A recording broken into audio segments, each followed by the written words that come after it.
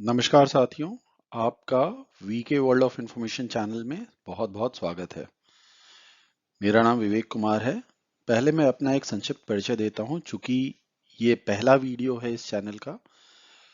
पेशे से मैं एक प्रोफेशनल बैंकर हूं और बैंक के सीनियर मैनेजमेंट का हिस्सा हूं। लगभग 12 साल से अधिक का मेरा बैंकिंग का एक्सपीरियंस है।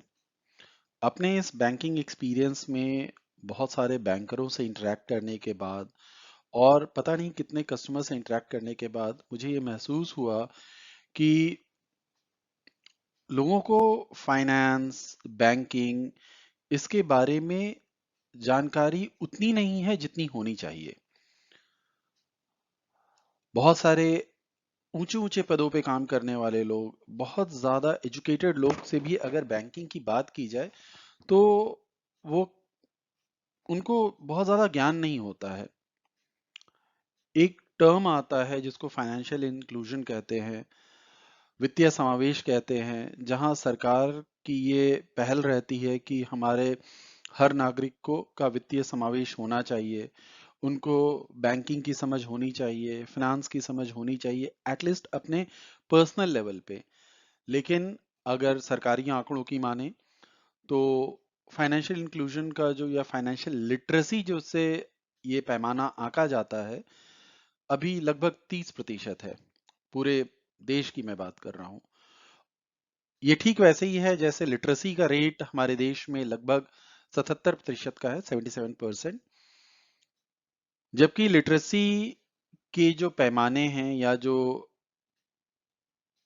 कैसे हम बताएं कि कोई व्यक्ति लिटरेट है या नहीं है, तो अगर कोई व्यक्ति अपना नाम मात्र लिख लेता है तो उसे हम लिटरेट मानते हैं, और उस पैमाने के आधार पे हमारा देश 77% लिटरेट है। आप अंदाज लगाइए कि वास्तविकता या हकीकत कितनी है। तो ठीक उसी तरह से कि फाइनेंशियल लिटरेसी सरकारी आंकड़े तो कह रहे हैं कि लगभग 30% का है हमारे देश में, मतलब कि हर 10 में 3 व्यक्ति फाइनेंशियल लिटरेट है। ये अपने आप में एक बहुत भयावह पिक्चर है, क्योंकि जिस हिसाब से बैंकिंग और फाइनेंस बदल रहा है, नए नए चीजें आ रही हैं, तो आम नागरिक को भी अपने आप को इससे अपडेट करना पड़ेगा। तो इसी क्रम में मैं अपना योगदान देने के लिए आपके सामने प्रस्तुत हूँ। ठीक वैसे ही जैसे एक नन्ही सी गिलहरी भी अपने शक्ति अनुसार राम सेतु के निर्माण में अपना योगदान दे रही थी, तो उसी तरह मैं भी फाइनेंशियल लिटरेसी को बढ़ाने में, फाइनेंशियल इंक्लूजन को बढ़ाने में, अपने देश को आगे बढ़ाने में, अपने समाज के लोगों को और विकसित करने में अपना छोटा सा योगदान लेकर आपके सामने हूँ। बहुत सारी वीडियोस मैंने प्लान कर रखे हैं। उस क्रम में आपको कस्टमर सर्विस जो बैंक में मिलते हैं, उस क्रम में ये पहला वीडियो है। अब आते हैं कि बैंक क्या है। बैंक हम कहें तो अर्थव्यवस्था का एक बहुत ही मजबूत स्तंभ होता है, जिससे हर आमजन जुड़ा होता है। अगर अर्थव्यवस्था को कहें तो किसी भी देश की रीढ़ की हड्डी होती है अर्थव्यवस्था। आज आप देख रहे होंगे, जो अभी स्टडी आई है, कि भारत ही एक ऐसा देश है, एकमात्र देश है पूरे विश्व भर में, जहां पर रिसेशन का कोई असर नहीं होने वाला है। और उसमें हमारे बैंकों का बहुत ही बड़ा योगदान है। चाहे डिपॉजिट को बहुत अच्छे से रखना, सेफ एंड सिक्योर तरीके से रखना, लोन को बहुत ही जांच परख कर देना, जिससे आम जनों का जो बैंक का मेन काम है, पब्लिक से पैसा लेना और फिर उस पैसे को लोन के माध्यम से पब्लिक को ही देना, जिससे हमारी इकोनॉमी ग्रो होगी। तो अपनी इकोनॉमी को, भारत देश की इकोनॉमी को बढ़ाने में हमारे बैंकों का बहुत ही बड़ा योगदान है। लेकिन आज भी एक बहुत बड़ा तबका है ग्राहकों का, हमारे देश के नागरिकों का, जिनको ये भी नहीं पता है कि क्या बेसिक मौलिक सुविधाएं हैं जो उन्हें बैंक में मिल सकती हैं या मिलती हैं। आज हम उसी पर चर्चा करेंगे। अगर हम बैंकिंग परिदृश्य की बात करें तो हमारे देश में अनेक तरहों के बैंक हैं। जो एक बहुत बड़ा वर्ग है बैंक का, वो है पीएसबीज, जिसको हम कहते हैं पब्लिक सेक्टर बैंक, या आम भाषा में उसको हम सरकारी बैंक कहते हैं। तो सरकारी बैंकों की संख्या है जिसमें नाम आते हैं state bank of India, Punjab national bank, bank of Baroda, bank of India, Canara bank, bank of Maharashtra, Indian bank इत्यादि। इसके बाद दूसरी जो वर्ग है, दूसरा वर्ग है प्राइवेट बैंकों का, जिसमें आते हैं आपके HDFC bank, ICICI bank, Kotak bank और अन्य बैंक। और एक बहुत बड़ा वर्ग है कोऑपरेटिव बैंक्स का, जो छोटे स्तर पर काम करते हैं और आम जनजीवन से जुड़े रहते हैं। मुझे पूरा विश्वास है कि ये जो वीडियो मैंने बनाया है या लेकर आपके सामने प्रस्तुत हूं, इस वीडियो का लाभ समान रूप से आम जनता भी ले सकती है और हमारे बैंकर साथी भी ले सकते हैं। आपके सामने स्क्रीन पर जो फोटो दिख रही है या जो दृश्य दिख रहा है, ये आम बैंक में हमेशा मतलब डेली के हिसाब से होने वाली भीड़ है। आप देखिए किस तरह से लोग लाइन लगाकर खड़े हैं, भीड़ है। अगर आज से 20 साल पहले अगर आप ये बात कह रहे थे होते कि ये एक आम दृश्य है बैंकों का, तो मैं शायद मान लेता आपकी बात। लेकिन हकीकत यह है कि आज भी कमोबेश यही स्थिति है हमारे बैंकों में। क्या ऐसी स्थिति होनी चाहिए, या क्या सरकार ने नहीं सोचा होगा इसके बारे में? क्या आरबीआई जो हम सारे बैंकों का रेगुलेटर है, क्या उसने कुछ नहीं सोचा होगा कस्टमर्स की सुविधाओं के बारे में? सोचा गया है, लेकिन कहीं पर ये सुविधाएं पूरी रूप से कस्टमर्स को मिल रही हैं और कहीं पर ये सुविधाएं हमारे कस्टमर्स को नहीं मिल पा रही हैं। तो आइए देखते हैं कि क्या-क्या सुविधाएं हैं जो ग्राहकों के लिए हमारे बैंकों को मुहैया कराना है, और आरबीआई के साफ-साफ दिशा निर्देश हैं कि क्या-क्या करना है और क्या-क्या नहीं करना है। चलिए अब उसके बारे में हम बात कर लेते हैं। सबसे पहला कि जो शाखाएं हैं, जो ऑफिसेज हैं जहां कस्टमर्स को आना है, वहां पर पर्याप्त जगह होनी चाहिए, एडिक्वेट स्पेस होना चाहिए, ताकि ग्राहक आए, उनके बैठने की व्यवस्था होनी चाहिए और वो अपना काम करे। काउंटर्स उस हिसाब से होने चाहिए। अंग्रेजी में एक शब्द होता है एर्गोनॉमिक्स। तो स्पेस के हिसाब से प्लानिंग वैसी होनी चाहिए कि ग्राहकों को किसी भी मुश्किलों का या दिक्कतों का सामना बैंकिंग सुविधाओं का लाभ उठाने के लिए ना करना पड़े। सो और मेरा ये एक्सपीरियंस है और ये मानना भी है कि कभी मैंने कोई भी बहुत शाखा को संकुचित नहीं देखा है, बहुत ही कॉम्पैक्ट नहीं देखा है। तो हर बैंक के अपने दिशा निर्देश होते हैं कि ग्रामीण क्षेत्र की शाखा है तो वो इतनी बड़ी होनी चाहिए, इतने बड़े स्पेस में होनी चाहिए। अर्ध शहरी क्षेत्र की है तो इतनी बड़ी होनी चाहिए। शहरी में है तो इतना स्पेस होना चाहिए उसके पास, क्योंकि उस हिसाब से वहां पर ग्राहक आते हैं, फुटफॉल्स होते हैं और उनको वो सुविधा मिलनी चाहिए। इसके बाद प्रॉपर फर्नीचर, जैसे बैठने के लिए काउंटर और भी लिखने का डेस्क, तमाम फर्नीचर्स वहां पर अवेलेबल होने चाहिए। कौन से डेस्क कवर्ड होने चाहिए, कौन से में शीशे की कितनी हाइट होनी चाहिए, ये सारा कुछ बैंकों में बाकायदा होता है। और जब आप कोई नई शाखा खुलती है तो वहां पर आप देखेंगे कि सब कुछ उस हिसाब से हो रहा है।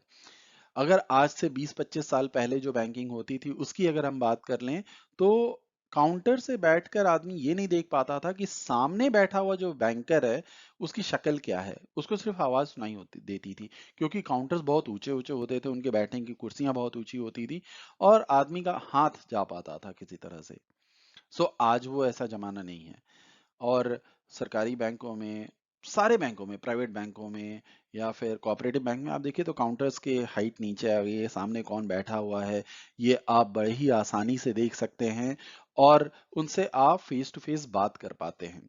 तो इसका मतलब है कि चीजें बदली हैं और बेहतरी के लिए बदल रही हैं।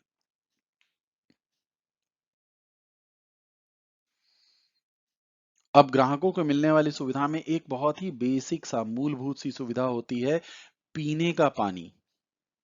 आपको बताते हुए ये मुझे बहुत ही हर्ष होता है कि आरबीआई ने अपने गाइडलाइंस में साफ साफ ये लिखा हुआ है कि ग्राहकों को पीने की पानी मुहैया कराने की जिम्मेवारी बैंकों की है, शाखाओं की है।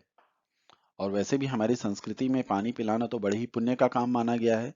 इसलिए आप कहीं भी अगर शाखा में जाते हैं तो आप पीने का पानी मांग सकते हैं और बैंक आपको सहर्ष पीने का पानी पिलाएगा। हमारे कस्टमर्स को तो चाय भी पिलाते हैं, नाश्ता भी करवाते हैं हमारे दोस्त जो बैंकिंग साथी हैं। हम्म, तो ये बेसिक है। इसके अलावा टॉयलेट फैसिलिटी भी कस्टमर्स के लिए अवेलेबल करवाना बैंक की जिम्मेवारियों में से एक है। और इस चीज के बारे को में जो भारत सरकार है, जो वित्त मंत्रालय है, वो बहुत ही संजीदा है। इंश्योर करवाया जाए कि ये बेसिक अमेनिटीज हमारे ग्राहकों को, हमारे कस्टमर्स को अवेलेबल हो, चाहे वो पीने के पानी की बात हो, टॉयलेट फैसिलिटी की बात हो। क्योंकि अमूमन अगर आप हमारे रूरल ब्रांचेस में देखिए, सेमी अर्बन में देखिए, अर्बन में देखिए, तो कोई भी ग्राहक अगर बैंक आता है तो वो अपने सारे काम इकट्ठा करके लाता है और उसको हो सकता है 2 या 3 काम है तो लगभग घंटे भर का समय उसका लग सकता है। तो अब वो उस समय में अगर उसे इन चीजों की जरूरत पड़ी तो वो कहीं बाहर थोड़े ही जाएगा। इसलिए बैंक में कस्टमर्स के लिए ये सुविधा उपलब्ध करवाई गई है। पेंशनर्स एक बहुत ही इंपॉर्टेंट कस्टमर्स का वर्ग है बैंकर्स के लिए। पेंशनर्स अहम हैं क्योंकि एक इनकी वजह से बैंकों के पास अच्छा डिपॉजिट होता है। इसलिए पेंशनर्स को सुविधा दी जाती है। उनको लाइन में नहीं लगने की का प्रावधान होता है। कई बार उनको अलग से सर्विस दी जाती है कि, और मैंने खुद कई बार दिया है। सो मैं, और बैंकर्स देते भी हैं। इनफैक्ट अगर कोई जरूरत पड़े तो उनके पेंशन का तुरंत समाधान होना चाहिए उनके द्वारा किए गए कंप्लेन, क्योंकि वो पेंशन पे उनका जीवन निर्भर है। सो पेंशन उनकी समय से आनी चाहिए। अगर पेंशन में किसी प्रकार की भी त्रुटि है उसको तुरंत दूर करना चाहिए। पेंशन में अगर उनको लगता है कि उनके अरियर में किसी प्रकार की दिक्कत है या अरियर किन्हीं कारण से नहीं आ पा रहा है, तो बैंक के अपने जो पेंशन प्रोसेसिंग सेंटर्स हैं वहां तक हमारे पेंशनर्स की बात को पहुंचाना हमारे शाखा में काम कर रहे लोगों का या पेंशन जो डील कर रहा है उनकी जिम्मेवारी है। और पेंशनर्स की बात को कस्टमर्स तक पहुंचाना, और पेंशनर्स के लिए अगर कोई सुविधाएं आती हैं बैंक की तरफ से, आरबीआई की तरफ से या कंसर्न पेंशन डिपार्टमेंट, जिस डिपार्टमेंट से उनको पेंशन मिल रहा है, ये भी पेंशनर्स तक पहुंचाने की जिम्मेवारी बैंक की है। बात कर लेते हैं सीनियर सिटीजन। सीनियर सिटीजन भी हमारे समाज के एक बहुत ही अहम वर्ग हैं। सीनियर सिटीजन्स को कुछ एडिशनल सुविधाएं देने के लिए, जैसे कि अगर हमारे कोई सीनियर सिटीजन ब्रांच तक चलकर नहीं आ सकते हैं तो उनको घर पर जाकर सर्विस देने की नियम बैंकों में है। और बैंकिंग एक ऐसा डिपार्टमेंट है, एक ऐसी इंडस्ट्री है जहां पर नियम बहुत ही नियमों में जो आप कहें डिफरेंसेस बहुत ही कम होते हैं। सो इसलिए बैंक, अगर मैं जो बात कर रहा हूं ये अमूमन हर बैंक पर लागू होता है। थोड़ा 19 थोड़ा 20 माना जा सकता है, लेकिन मोटी मोटी ये नियम हर बैंक पे लागू होते हैं क्योंकि ये दिशा निर्देश किसके हैं? जो आपका सेंट्रल रेगुलेटर है, जो रिजर्व बैंक ऑफ इंडिया है, ये उसके दिशा निर्देश हैं। आगे और हम बात को, चर्चा को आगे बढ़ाते हैं। एक जो अमूमन समस्या आती है कि जब हमारे सीनियर सिटीजन्स होते हैं उनको लिखने में किसी प्रकार की दिक्कत अगर होती है, हाथ कांपने लगता है, तो उनके सिग्नेचर्स कॉमन नहीं रह जाते हैं। तो उस दशा में क्या किया जाएगा?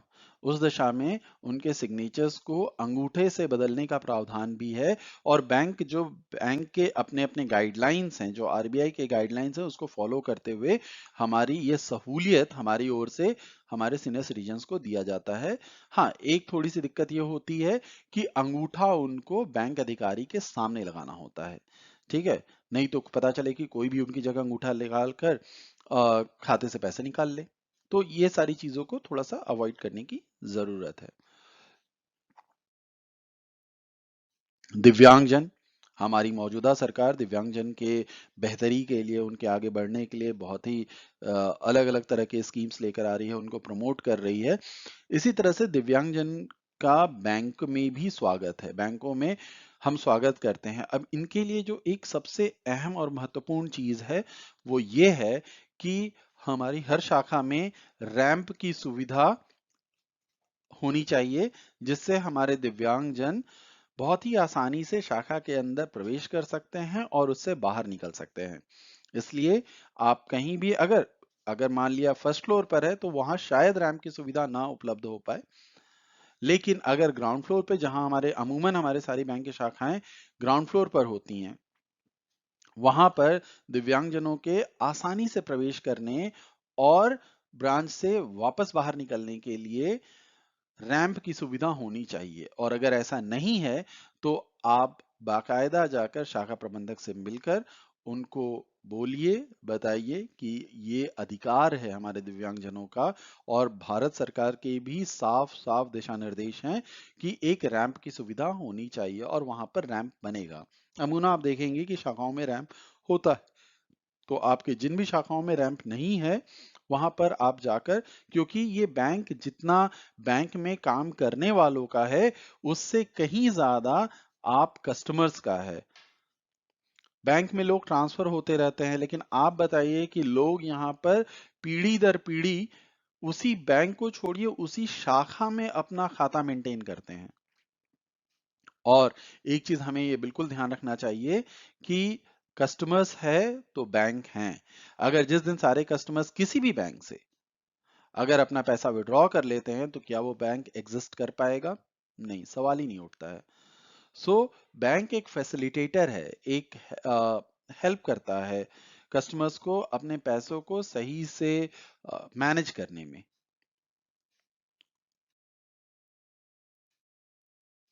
जहां अगर बड़ी शाखा है तो वहां पर एक इंक्वायरी काउंटर होना चाहिए, ताकि वहां कोई भी ग्राहक आकर, या अगर ग्राहक नहीं भी है उसको अगर किसी प्रकार की भी जानकारी चाहिए तो वो इंक्वायरी इंक्वायरी काउंटर पर जाकर जानकारी प्राप्त कर सकता है, और उसके बाद जो उसे आगे की कार्रवाई करनी है वो कर सकता है। इसलिए बड़ी शाखाओं में, छोटी शाखाओं में तो इतने स्टाफ ही नहीं होंगे कि एडिशनली एक इंक्वायरी काउंटर दिया जाए, लेकिन अगर बड़ी शाखा है तो वहां पर एक इंक्वायरी काउंटर का होना जरूरी है।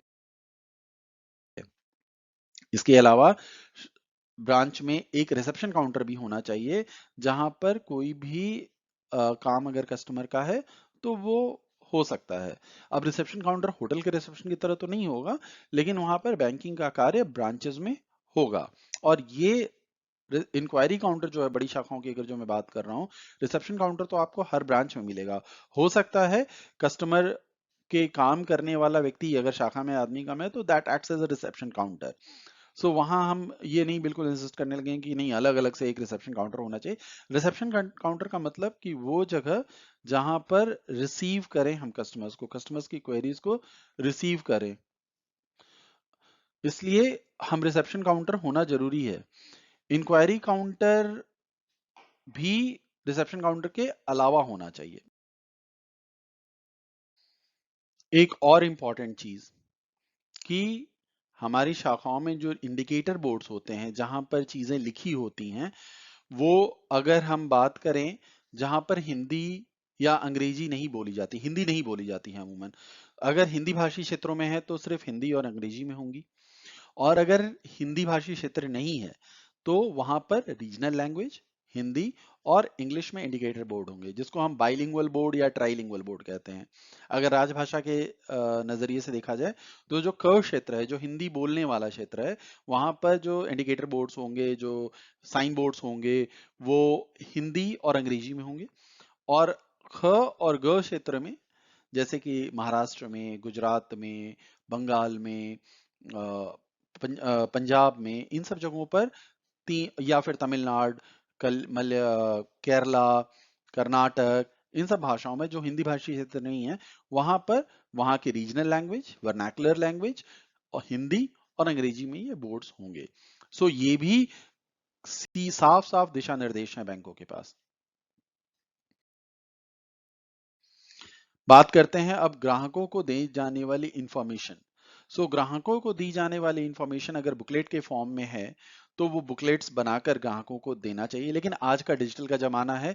सो बहुत सारी इंफॉर्मेशन आपके पास या तो मैसेज के माध्यम से आ जाती है या फिर आपको सोशल मीडिया पे आ जाता है।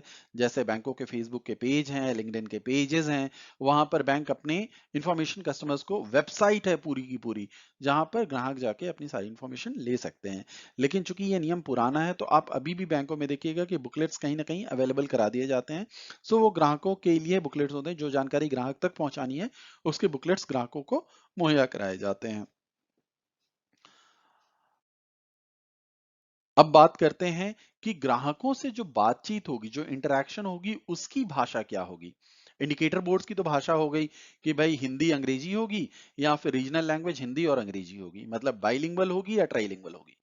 लेकिन जब ग्राहकों से बातचीत की भाषा हम करें तो हिंदी मुख्य भाषा होगी, और इसके अलावा रीजनल लैंग्वेजेस जो भी हैं, जैसे मैं अगर मान लीजिए केरला में हमारे कस्टमर्स हैं तो उनसे मलयालम में बात होगी, तमिलनाडु में है तो वहाँ पे तमिल भाषा में बात होगी, महाराष्ट्र में है तो मराठी का इस्तेमाल होगा, पंजाब में है तो पंजाबी की जिस उस भाषा का इस्तेमाल होगा जिस भाषा में हमारे कस्टमर्स हमारी बात को समझ सकें और अपनी बात हमें समझा सकें। क्योंकि भाषा कम्युनिकेशन का मीडियम है, तो अगर वो नहीं सेम होगा, इसलिए कोशिश की जाती है कि जो उस भाषा को समझ सके उन लोगों को उस ब्रांच में पोस्ट किया जाए, या फिर अगर कोई बंदा है, कोई ऐसे हैं जिनको वो भाषा नहीं आती तो वो सीखने की कोशिश करते हैं, या फिर किसी व्यक्ति के साथ उनके जो साथी होते हैं उनके साथ जो काम कर रहे होते हैं वो उनके माध्यम से कस्टमर्स की बात समझने की कोशिश करते हैं और समझते हैं और कस्टमर का काम करते हैं। सो भाषाओं की कहीं भी अंग्रेजी की बात नहीं की गई। हाँ, लेकिन अगर नॉर्थ ईस्ट की कोई हमारे साथी हैं जिनको अंग्रेजी आती है तो अंग्रेजी में भी वो अपना काम करवा सकते हैं। इसके अलावा जो बैंक की जो ब्रांच है वो बहुत ही रिस्क एसोसिएटेड होता है उसमें, क्योंकि वहाँ पैसा होता है, वहाँ वैल्यूबल्स होते हैं, डॉक्यूमेंट्स होते हैं। सो इसकी सिक्योरिटी के लिए भी पुख्ता इंतजाम करने के आरबीआई के दिशा निर्देश हैं, और बैंक अपने तरफ से भी काफी हद तक इंतजाम करता है, जिसमें पुलिस की व्यवस्था, पुलिस की गश्त, सिक्योरिटी गार्ड्स का होना, ये सब कुछ शामिल है। इलेक्ट्रॉनिक सर्विलांस सिस्टम भी होता है, लॉक एंड कीज भी होते हैं, इलेक्ट्रॉनिक लॉक्स होते हैं, सायरन्स होते हैं, अलार्म्स होते हैं, सीसीटीवी होता है, तमाम मतलब पूरा एक जखीरा होता है सिक्योरिटी सिस्टम्स का। और बैंक ये इंश्योर करती है और ब्रांच को भी ये इंश्योर करना है कि ये सिक्योरिटी सिस्टम बाकायदा काम कर रहे हों। और अगर एज अ कस्टमर अगर मुझे दिखता है कि कोई कैमरा टूटा हुआ है या वो सही से एंगल नहीं है या फिर कोई और ऐसी चीज जो समझ में आती है, या हमें लगता है कि यार ये कोई अजनबी सा आदमी है जो ये शाखा में तो दिखता नहीं है लेकिन यहाँ पर, या इसकी जो एक्टिविटीज हैं वो थोड़ी सी डाउटफुल हैं, तो वहां पर हम as an active citizen, as an active customer, as a loyal customer हम ब्रांच मैनेजर के पास जाकर ये उनकी जानकारी में ला सकते हैं। तो इस तरह से हम ब्रांचेस की, बैंक की सिक्योरिटी में मददगार हो सकते हैं। एक बहुत ही इम्पॉर्टेंट बात कि आप बैंक में जब जाएं तो चूंकि बैंक में लोग सिविल ड्रेस में होते हैं, उनका कोई ड्रेस कोड एज सच तो नहीं होता, फॉर्मल्स में वो होते हैं। कोई ड्रेस, प्रॉपर ड्रेस नहीं है कि इस रंग की शर्ट पहनेंगे, इस रंग की पैंट पहनेंगे, तो वो आपके जैसे ही ड्रेसेस में होते हैं बैंकर्स। अब आपके लिए ये मुश्किल करना होता है, बड़ा मुश्किल हो जाता है आपके लिए डिफरेंशिएट करना कि कौन बैंकर है या कौन नॉन बैंकर है। मान लीजिए कोई एक नया एम्प्लॉय आता है, उसने अगर, तो सबसे डिफरेंशिएशन का जो फैक्टर होता है वो होता है उनकी आई कार्ड। अगर नए एम्प्लॉय भी हैं तो उनके पास टेम्पररी आई कार्ड उनके गले में होनी चाहिए। सो आप इंसिस्ट करें कि आप बैंकिंग उनके साथ करें जो आई कार्ड पहने हो, और आई कार्ड पे उनका नाम और फोटो जरूर हो। उनके नेम प्लेट्स तो हो ही, वो जिस सीट पर काम कर रहे हैं, लेकिन वो उनके गले में आई कार्ड होनी चाहिए और उस आई कार्ड पर नाम और फोटो जरूर होना चाहिए। क्योंकि आपको नहीं पता कि कौन बैंकर है कौन नहीं बैंकर है, तो वो आई कार्ड डिफरेंशिएट करेगा। आपको पता चलेगा बैंक का नाम लिखा होगा, बंदे का नाम लिखा होगा, उसकी फोटो लगी होगी और भी अन्य डिटेल्स होंगे। आई कार्ड नहीं है तो मेरी ये सलाह है, आप बड़ा भाई मानकर या छोटा भाई मानकर आप ये सलाह जरूर माने कि बैंक में नहीं तो क्या होता है, बैंक में बहुत सारे नॉट सो सोशल एलिमेंट्स या फिर ऐसे लोग हो सकते हैं जो आपको बरगला सकते हैं या आपकी जानकारी उन तक मिल सकती है या आपको रिस्क हो सकता है उनसे। सो आप उनसे ही डील करें जिनके गले में, और अगर किसी ने कोई सीट पर बैठा हुआ है काम कर रहा है तो आप इंसिस्ट करें, एक जागरूक ग्राहक के तौर पर आप इंसिस्ट करें कि वो अपनी आई कार्ड पहने। अगर वो कहे कि हमें आई कार्ड नहीं मिली है तो आप बोलिए कि टेम्पररी आई कार्ड पहनिए लेकिन आई कार्ड पहनिए। सो ये जरूर आप करें, उनसे बोलें और ये फॉलो करवाएं, क्योंकि अगर आप चाहेंगे तो होगा। बैंक सुचारू रूप से काम करे, उसमें एक बहुत ही अहम योगदान आपका होता है। और इसी क्रम में सारे बैंकों में प्रावधान है कस्टमर मीटिंग्स का। क्योंकि अगर कोई ग्राहकों की समस्या है, ग्राहकों की कोई जरूरत है, तो और कलेक्टिव है वो, तो ग्राहक कस्टमर मीटिंग्स में ये बात डिस्कस की जा सकती है। कम से कम अगर सारे बैंकों की बात करें, आरबीआई की गाइडलाइंस की बात करें, तो सारे बैंकों में कम से कम प्रावधान है कि महीने में एक बार कस्टमर मीटिंग होनी चाहिए, जहां पे ग्राहक अपनी बातें डिस्कस करेंगे और कोई अगर समस्या है तो उसका निदान या समाधान वहां पर निकालने की कोशिश की जाएगी, और जिससे ब्रांच बेहतर चले, बैंक बेहतर चले और कस्टमर का भी आराम से काम होता रहे। तो कस्टमर मीटिंग्स, आप बताइए, आप कितने कस्टमर मीटिंग्स आपने बैंक में अटेंड किए हैं? अगली बार आप जब ब्रांच जाएं तो आप मैनेजर साहब से बोलिएगा, ब्रांच के जो हेड हैं, ब्रांच के जो मुखिया हैं, उनसे बोलिए कि सर एक कस्टमर मीटिंग आपको करवानी चाहिए, और ऐसा आरबीआई कहता है। अगर आप चाहेंगे आप कमेंट कीजिए, मैं आपको आरबीआई के वो गाइडलाइंस दे सकता हूँ, वो सर्कुलर का रेफरेंस दे सकता हूँ, जहां आप खुद को संतुष्ट करें पढ़कर।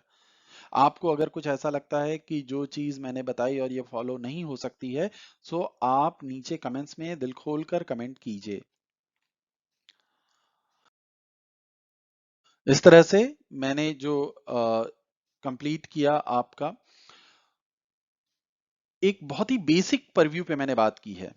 चूंकि पहला वीडियो था, बहुत ज्यादा लंबा मैं इसको नहीं बनाना चाहता था, फिर भी कहते कहते ये आधे घंटे का वीडियो हो गया है। आगे से मैं कोशिश करूंगा कि 15 से 20 मिनट का वीडियो बनाऊं, लेकिन मेरी कोशिश है, ये एक प्रयास है, इसको सफल बनाने में आपका योगदान चाहिए। इसलिए आपसे गुजारिश है कि आप चैनल को सब्सक्राइब करें और कमेंट, आपको क्या अच्छा लगा क्या नहीं अच्छा लगा और क्या होना चाहिए, आप किस टॉपिक पर मुझसे और वीडियोस चाहते हैं, वो आप काइंडली कमेंट करें, ताकि इससे क्या है कि मेरी हौसला अफजाई भी होगी और मुझे एक दिशा भी मिलेगी कि वैसे कुछ मेरे दिमाग में है जो मैंने सोचा हुआ है, जो वीडियोस में लेकर आऊंगा, लेकिन आप क्या सुनना चाहते हैं और आप वीडियोस में क्या चेंजेस चाहते हैं, वो सारी कुछ आप मुझे अगर बताएंगे तो मुझे बहुत अच्छा लगेगा। खास करके आपको क्या अच्छा लगा क्या नहीं अच्छा लगा और आगे आप क्या सुनना चाहते हैं। इसलिए रिक्वेस्ट है कि चैनल को सब्सक्राइब करें और लाइक करें। धन्यवाद।